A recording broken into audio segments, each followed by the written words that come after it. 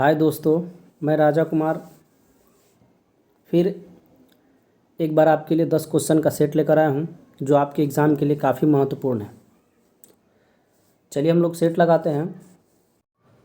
Question number 1, सर्वोच्च न्यायालय ने डैश के अंतर्गत माना है कि निजी भवनों के ऊपर राष्ट्रीय ध्वज फहराना प्रत्येक नागरिक का एक मौलिक अधिकार है। इसका आंसर है आंसर नंबर बी, संविधान के अनुच्छेद 19(1)(a) के अंतर्गत सुप्रीम कोर्ट ने 2004 में यह आदेश दिया था कि आम नागरिक भी जो भारतीय नागरिक हैं निजी भवनों के ऊपर राष्ट्रीय ध्वज को फहरा सकते हैं। क्वेश्चन नंबर 2, नए राज्य के निर्माण के लिए संवैधानिक संशोधन के लिए कितनी बहुमत की आवश्यकता होती है? इसका आंसर होगा आंसर नंबर ए, साधारण बहुमत। यानी अनुच्छेद 368 में यह कहा गया है कि नए राज्य के निर्माण के लिए संसद को साधारण बहुमत के द्वारा नए राज्य का निर्माण कर सकता है। यह अनुच्छेद 3 में इसका वर्णन किया गया है। क्वेश्चन नंबर 3, शब्द समाजवादी भारतीय संविधान के प्रस्तावना में किस संशोधन के द्वारा जोड़ी गई? यानी इसका आंसर होगा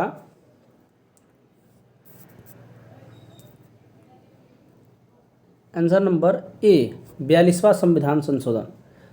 यह समाजवादी शब्द जो है स्वर्ण सिंह समिति के द्वारा उसकी रिपोर्ट में यह कहा गया कि प्रस्तावना में समाजवादी शब्द को जोड़ा जाएगा। क्वेश्चन नंबर 4, भारत के राष्ट्रपति अपनी शक्तियों का उपयोग करता है।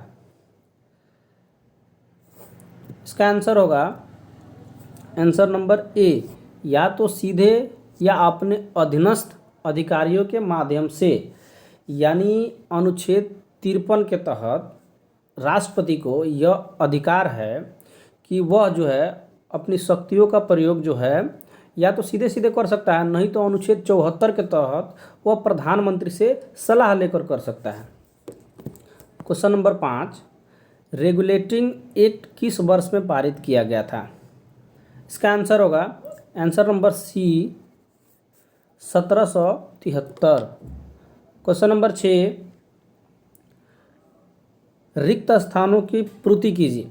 यानी बंगाल और बिहार में भूमि पर किराएदारों के अधिकार डैश में बंगाल काश्तकारी अधिनियम द्वारा दिए गए। इसका आंसर है आंसर नंबर ए, 1885। अगला क्वेश्चन है क्वेश्चन नंबर 7, भारतीय मीडिया को नियंत्रित करने के लिए कौन से अधिनियम पारित किए गए थे?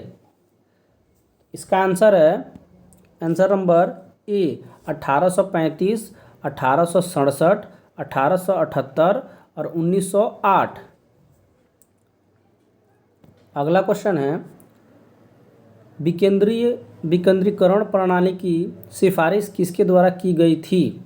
इसका आंसर है आंसर नंबर सी, यानी जनवरी 1958 में बलवंत राय मेहता समिति ने पंचायती राज त्रिस्तरीय पंचायती राज का गठन हुआ था, वो बलवंत राय मेहता के समिति के द्वारा वो गठन होता, वो जो है उसी में यह विकेंद्रीकरण प्रणाली की सिफारिश की गई थी। और अशोक राय मेहता जो समिति है वो 1978 में बनाई गई थी। अगला क्वेश्चन है क्वेश्चन नंबर 9, लोक लेखा समिति अपनी रिपोर्ट डैश को प्रस्तुत करती है। इसका आंसर होगा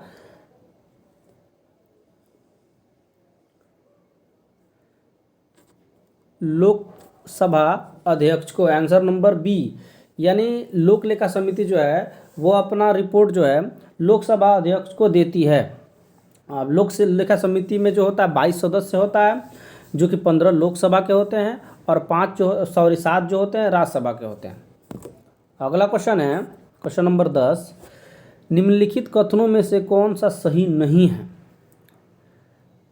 तो इसका आंसर होगा आंसर नंबर बी, धन विधेयक का प्रारंभ राज्यसभा से होता है। यह क्वेश्चन का आंसर जो है गलत है, इसलिए क्योंकि धन विधेयक का जो प्रारंभ होता है वो लोकसभा में किया जाता है, न कि राज्यसभा में।